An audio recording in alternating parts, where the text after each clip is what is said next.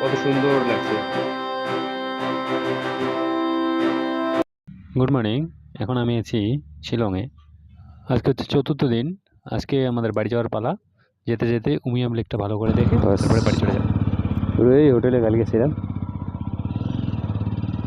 এখান থেকে গৌহাটি যাওয়ার পথে এখান থেকে প্রায় 16 কিলোমিটার দূরে উমিয়াম লেক আছে। উমিয়াম লেক ভালো করে দেখে তারপরে ব্যাক একবারে বাড়ির দিকে রওনা।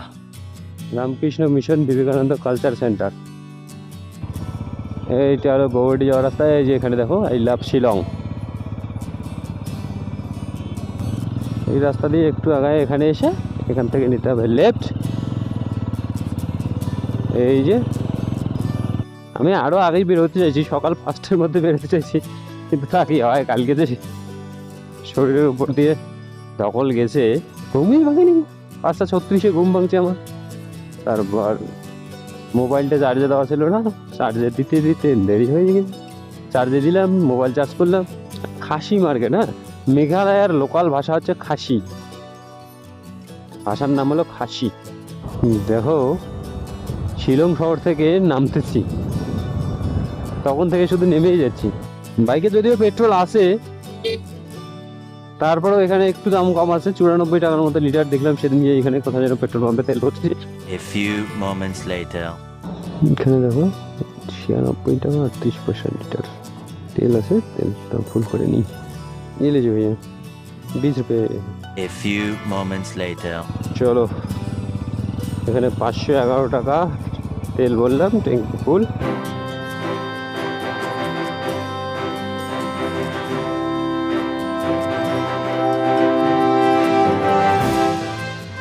A few moments later. Welcome তোমাদেরকে উমিয়াম লেকে। এইটা হলো উমিয়াম লেক। যেহেতু এখনো শুরু হয় নাই, এখনো 7:30 পৌনে 8টা বাজে, আর 1 ঘন্টার উপরে আমাকে ওয়েট করতে হবে। 9টার সময় খোলে গেট। দেখো ভিউটা, দেখো এখানকার কত সুন্দর লাগছে। হ্যালো বন্ধুরা, এখন আমি দাঁড়িয়ে আছি শিলংয়ের বুকে জমে থাকা এক টুকরো স্বপ্নের জায়গায়, যার নাম উমিয়াম লেক। লোকাল মানুষদের কাছে যেটা বড়াপানি নামেও পরিচিত। এই লেকের চারপাশের সবুজ পাহাড় আর বিশাল নীল জলের যে নৈসর্গিক দৃশ্য, তাতে মনে হয় যেন প্রকৃতি তার তুলি দিয়ে এখানে ছবি এঁকেছে। তবে এই সৌন্দর্য কিন্তু সম্পূর্ণ প্রাকৃতিক নয়, এটি মানুষের তৈরি এক অসাধারণ সৃষ্টি।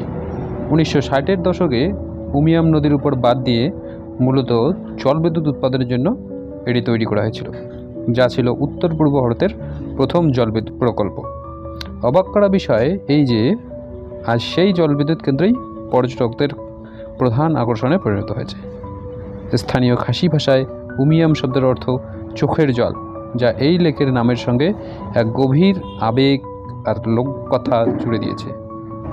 লেকের জল ধারণের এলাকা প্রায় 10 বর্গ কিলোমিটার। এখানে শুধু শান্তিতে বসে থাকা নয়, চাইলে আপনি বোটিং, কায়াকিং বা স্পিড বোটিংয়ের মতো অ্যাডভেঞ্চার উপভোগ করতে পারেন। যদি কখনো শিলং আসেন, তাহলে এই উমিয়াম লেকের শান্ত ও সুন্দর পরিবেশ একবার হলেও ঘুরে আসুন। এখানকার নির্মল বাতাস আপনার মনকে শান্তি ও আনন্দ এনে দেবেই। উমিয়াম লেকটা কেমন লাগছে? সবই হলো, দর্শন তো হয়েই গেল ভালো করে, কিন্তু হলো না শুধু বোটিং করা। এখানে উমিয়াম লেক আর এর সামনের ভিউটা দেখেন, পাহাড় পাহাড় পাহাড়। তাহলে চলো, এখানে মোটামুটি 10-15 মিনিট ভিডিও করলাম, ছবি করলাম। এখন উমিয়াম লেককে বিদায় জানানোর সময়। উমিয়াম শুধু নয়, উমিয়ামের সাথে সাথে শিলংকেও বিদায় জানানোর সময়। বিদায় নিলাম শিলং এবং উমিয়াম। নেক্সট আবার দেখা হবে। এরপরে নেক্সট যখন হবে, তখন খালি দেখাই হবে না, তোমার উপরে বোটিং করা হবে, ঘোরা হবে বাই বোট নিয়ে। এদিকে শিলং এয়ারপোর্ট ডান দিকে, এই যে বাঁ দিকে গৌহাটি। আমরা বাঁ দিকে যাব।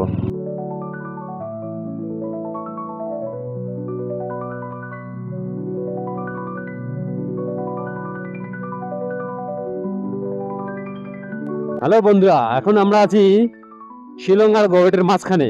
এখান থেকে এখনো প্রায় 55-60 কিলোমিটার গৌহাটি। জায়গাগুলো খুব সুন্দর, সেদিনকেও গিয়েছিলাম, দেখছিলাম খুব সুন্দর, রাস্তাটাও খুব ভালো, তার জন্য ক্যামেরাটা ওপেন করলাম। তোমরা এখন রাস্তার ভিউ, দুপাশের ভিউ এবং সাইডে আশপাশের সিনিক বিউটিটা দেখো, উপভোগ করো, ততক্ষণে আগাই আমরা গুয়াহাটির দিকে। রাস্তাটা দেখো, আর কত জোরে জোরে বাইক চালাচ্ছি দেখো, আর গাড়িগুলো সবগুলোই জোরে জোরেই যাচ্ছে এখান থেকে। তো রাস্তাটা কিন্তু খুব ভালো। ওই দেখো কিভাবে গেল, দেখো দেখো দেখো দেখো বাইকটা, ওই যে বাইকটা সামনে, এই যে দেখো, ওয়াও ওয়াও, সামনে ভিউ দেখো ভাই।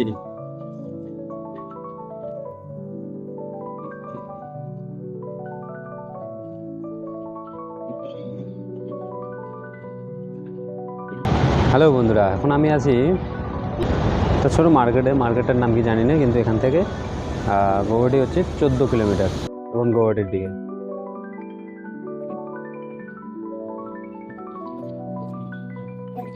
এখন আছে 9 মাইল বড়িদুয়া, মেঘালয়তে আছে এখনো, মেঘালয়কে এখনো টাটা বাই বাই করিনি। এখান থেকে 14 কিলোমিটার শুধু Guwahati. A few moments later.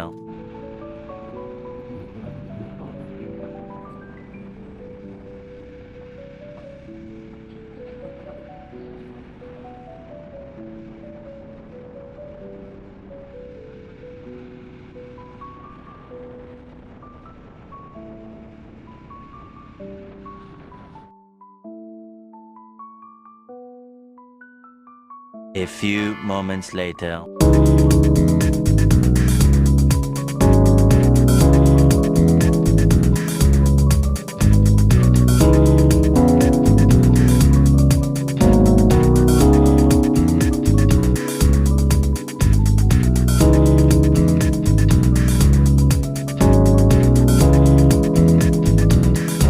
এই দেখো, এই হোটেলে কলিতা হোটেল ধাবা, এই হোটেলে খাওয়া দাওয়া করলাম। 80 টাকায় পেট ভরা ভাত, ভেজ থালি, আর হচ্ছে তোমার 10 টাকা নিল জলের বোতল। দাদা আসি। এই যে মেন রোডের সাথে লাগালাগি, সকালবেলা তো এখন ওই জন্য সব কিছু রেডি হয়নি, যা যা রেডি হয়েছে ওগুলো দিয়েই খাওয়া দাওয়া করে বের হলাম। আমাকে যাইতে লাগবে এখন অনেক দূর। এখন সময় হচ্ছে 11:44। 11:44, এই যে বাড়ি যেতে লাগবে। এমনিতে তো রাত লাগবে, কিন্তু রাত লাগুক, তোমার বেশি রাত করতে চাই না। এত দূর আসার পর একটা ডাইভারশন পেলাম, হয়তো ওই রাস্তাটাতে কাজ চলছে কোনো, ওই জন্য ডাইভারশন করে এই একদিকেই দুই দিকের গাড়ি যাওয়া আসা করছে। ও একটু কিন্তু এখানে পিচের রাস্তা, আবার ঢালাই শুরু হবে। এই যে দেখো, আবার ঢালাইয়ের রাস্তা শুরু হলো। রাস্তাগুলো কনফিউশন করে, ছোট রাস্তাগুলো, শহরের ভিতরের রাস্তাগুলো মানুষকে জিজ্ঞেস করতে লাগে। এগুলোতে যেখানে যেখানে টপিক আছে, সেখানে সেখানে তো বোর্ড আছেই আছে, তারপরে যে সাইডে লেখা আছে NH27। তুমি জানো যে NH27 দিয়েই আমাকে শিলিগুড়ি পর্যন্ত যাওয়া যাবে।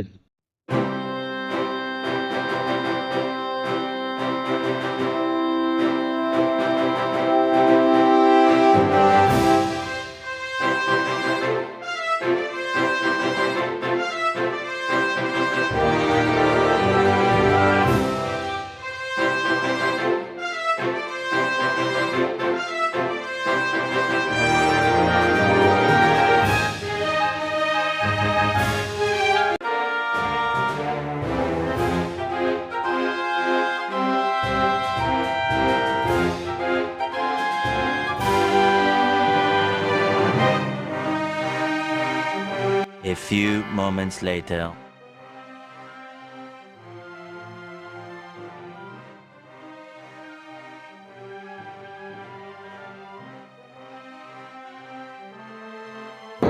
চলো, এটা হলো দহলা পাড়া। আখের রস খেয়ে বের হইলাম। আখের রসটা খুব ভালো ছিল, 10 টাকার গ্লাস, 20 টাকার গ্লাস ছিল। আমি 20 টাকার গ্লাস এক গ্লাস খেলাম, খুব ভালো লাগলো, তোমাদেরকে দেখাইলাম। হ্যালো বন্ধুরা, এখন আমি আছি বঙ্গাইগাঁও থেকে 15 কিলোমিটার দূরে। এই নদীটা দেখো কি সুন্দর, ব্রিজটা দেখো, ও নদীর ওইদিকে ছোট ছোট পাহাড়, আকাশে হালকা হালকা সাদা মেঘ, ওইদিকে রেল ব্রিজ। এটা হলো দোলাইগাঁও। এরপর আসবে বঙ্গাইগাঁও। দেখো এই জায়গাটা কত সুন্দর, 1 2 3 তিনটা লেন, ওদিকে তিনটা লেন, ওইদিকে একটা এক্সট্রা, ওইদিকে একটা এক্সট্রা। গাড়ি কিন্তু তখন থেকে 90 100 90 100 এরকম করে চলতেই গেছে, চলো হয় না। হ্যাঁ, রাস্তা ভালো তো, যতক্ষণ ভালো রাস্তা পাই ততক্ষণ যাই। আমাদের ওদিকে গ্রামের রাস্তা তো জানোই কেমন হবে, কুকুর একদিকে দৌড়াবে, একদিকে গরু দৌড়াবে, একদিকে মানুষের বাচ্চা দৌড়াবে। 2:16 বাজে, এই কটার মধ্যে পৌঁছতে পারি। মাইলো আমাকে কখন নিয়ে যায়? মাইলো তুই কখন বাড়ি পৌঁছাবি? মাইলোকে বাড়ি নিয়ে গিয়ে আগে সার্ভিসিং করতে লাগবে, ধুয়ে ফুয়ে ভালো করে ধুয়ে সার্ভিসিং এ দিতে লাগবে। 1 hour later. এখনো এখান থেকে আলিপুর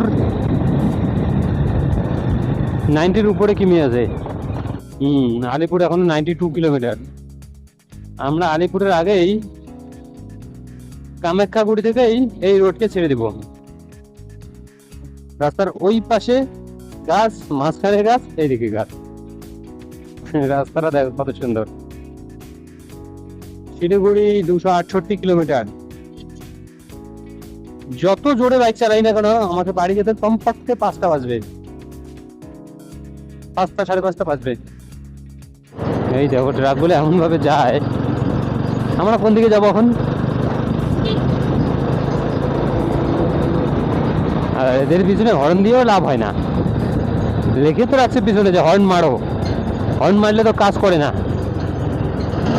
এরা ওই নিজের মতো করেই চলে, না স্পিড বাড়াবে না কমাবে না, আমাকে টপ করে সাইড দিবে। দেখো দুদিকে গ্রিনারি দিয়ে ভরা, মাঝখানে গাছগুলো লাগানো হয়েছে কিন্তু এখনো ছোট ছোট। হ্যাঁ, গাছগুলো বড় হলে আরো বেশি ভালো হবে। আরে হ্যাঁ, আমরা কিন্তু এখনো আসামেই আছি, আসাম থেকে বের হই নাই। এই দেখো আসামের গ্রিনারি, সবুজ ধান ক্ষেত, দুই দিকে সবুজ ধান ক্ষেত।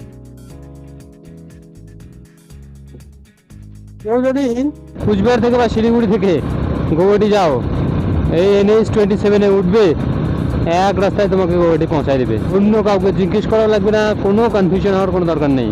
এদিকে পানবাড়ি গেল, পানবাড়ি এখন পার করলাম আমরা 3:44।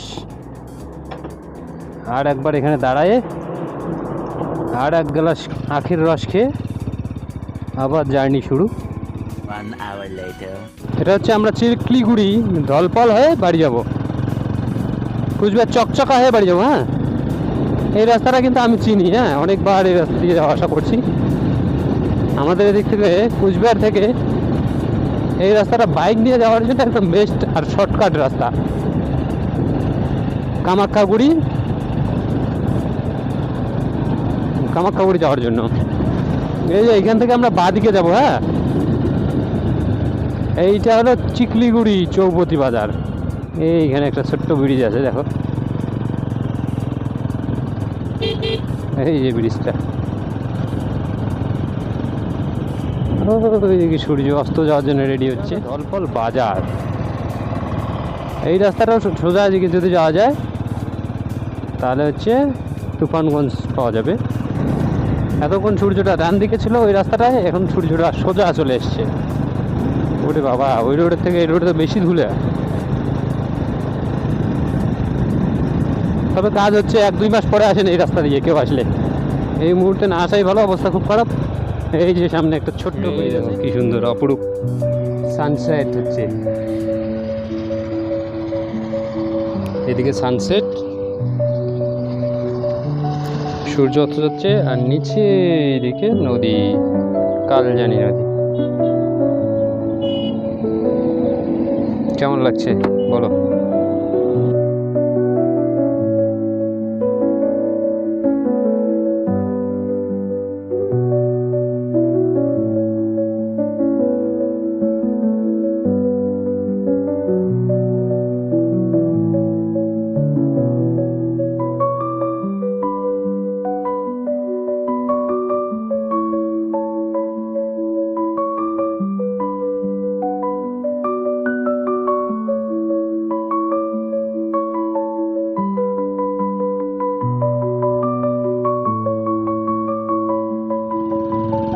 এখানে ভিউটা কিন্তু দারুণ আসলো। এখন তোমাদের কাকে কেমন লাগে জানাইও কিন্তু অবশ্যই। এখানে নদী, তার উপর কাশফুল, তার উপর কলা বাগান, উপরে সূর্য মামা। 1 hour later. এটা ঘুঘুমারির স্কুলের সামনে প্যান্ডেল। এটা সম্ভবত রেলগেট। এই যে দেখো মণ্ডপ।